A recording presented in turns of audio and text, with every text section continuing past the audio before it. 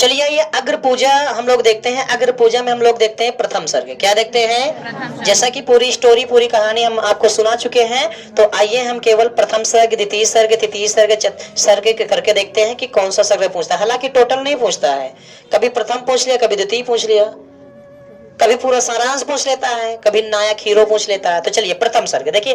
प्रथम सर्ग में क्या हुआ कि दुर्योधन ने पांडवों का विनाश करने के लिए लक्षागृह में आग लगा दी। दुर्योधन ने पांडवों का विनाश करने के लिए लक्षागृह में आग लगवा दी ताकि पांडव जलकर राख हो जाए, ताकि पांडव जलकर, हाँ। फिर क्या हुआ? लेकिन पांडव वहां से बच निकले, और ब्राह्मण के भेष में द्रौपदी के स्वयंवर में जा पहुंचे। ब्राह्मण के भेष में द्रौपदी के स्वयंवर में जा पहुंचे। द्रौपदी का स्वयंवर क्या था मालूम है?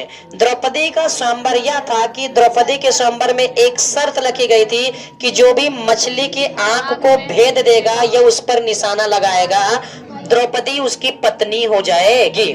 तो उस स्वयंवर में अनेक राजा महाराज योद्धा उपस्थित थे। सारे लोगों ने प्रयास किया, लेकिन सबका प्रयास क्या रहा? असफल। अंत में अर्जुन ने मछली की आंखों को क्या किया? भेद दिया।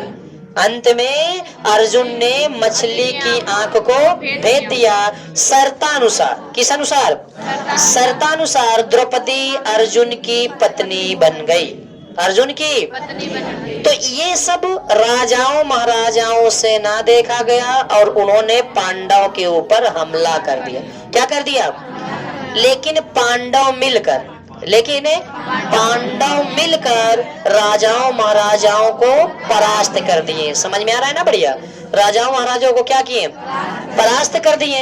अब सुनना, व्यास और कुंती के कहने पर द्रौपदी पांचों पांडवों की पत्नी बन गई। किसके कहने पर?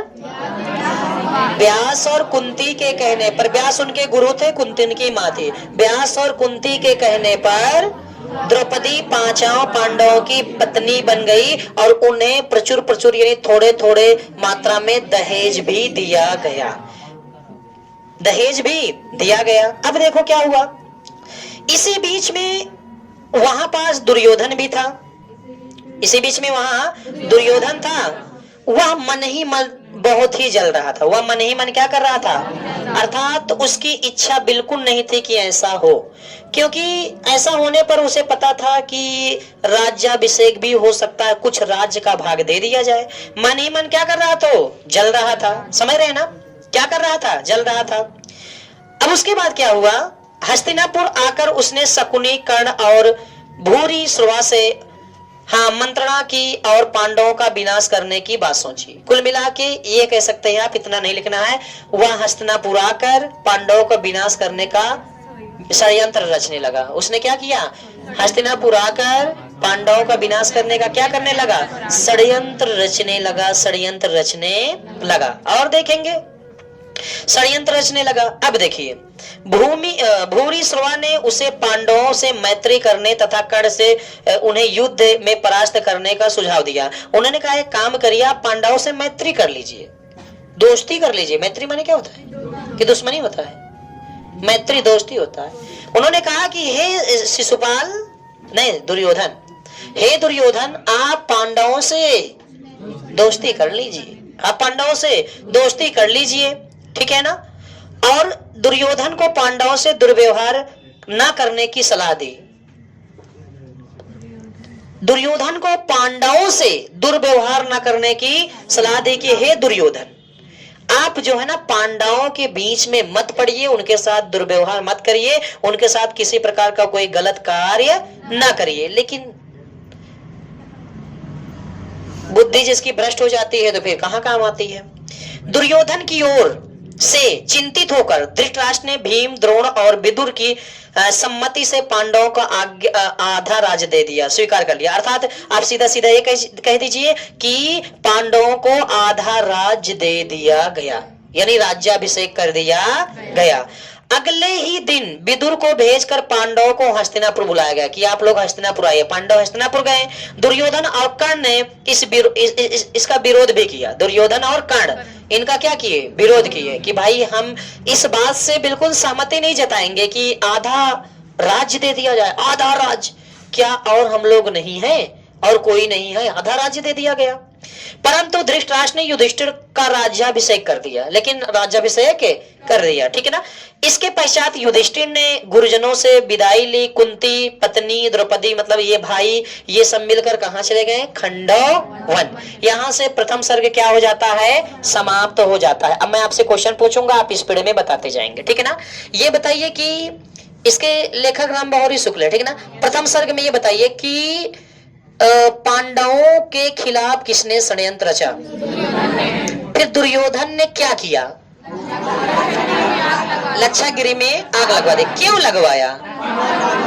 ताकि पांडव जलकर, लेकिन वे बच निकले। फिर कहां गए? ब्राह्मण के रूप में द्रौपदी के स्वयंवर में गए। द्रौपदी के स्वयंवर क्या था? शर्त रखी गई थी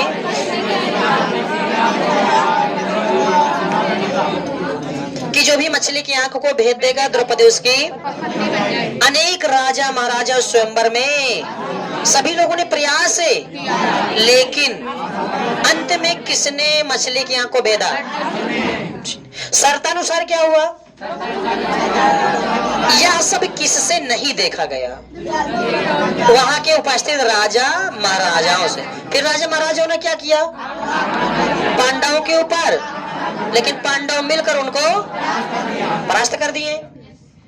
फिर कुंती और व्यास के कहने पर क्या हुआ? द्रौपदी पांचों पांडवों की पत्नी बन गई। जी हाँ, द्रौपदी पांचों पांडवों की पत्नी बन गई और उन्हें थोड़े थोड़े मात्रा में दहेज भी दिया गया।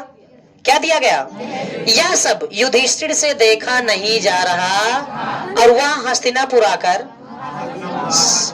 पांडवों को विनाश करने के लिए षड्यंत्र रचने लगा और उन्हें हस्तिनापुर बुलाया। जब वे हस्तिनापुर पहुंचे पांडव, तो कर्ण और दुर्योधन ने विरोध किया कि हम इस बात से सहमत नहीं है कि आपको आधा राज्याभिषेक। लेकिन धृतराष्ट्र ने किसी की नहीं सुनी, उनका राज्याभिषेक कर दिया गया। उसके बाद गुरुजनों की आज्ञा लेकर, यानी गुरुजन मतलब व्यास की आज्ञा लेकर, मतलब कि माता हो गई, भैया हो गए, पत्नी हो गई, द्रौपदी हो गई, ये सारे लोग कहां पहुंचे? खंडव वन पहुंचे। यहां तक प्रथम सर्ग समाप्त हो जाता है। प्रथम सर्ग यहां तक।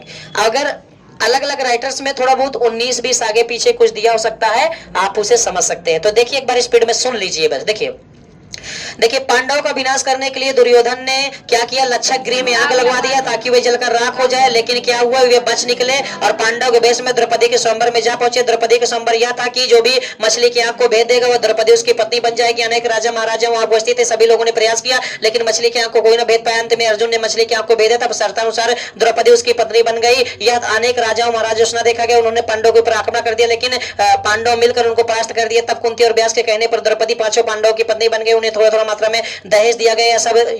यह सब दुर्योधन से ना देखा गया और वह हस्तिनापुर जाकर षड्यंत्र रचने लगा कि कैसे पांडवों का विनाश किया जाए और उन्हें हस्तिनापुर बुलाया गया। तब दुर्योधन और कर्ण ये दोनों विरोध किए कि हम इस बात से सहमत नहीं है कि इन्हें आधा राज्याभिषेक मिल जाए। उसके बाद लेकिन धृतराष्ट्र ने किसी की नहीं सुनी, उन्हें आधा राज्याभिषेक कर दिया। उसके बाद पांचों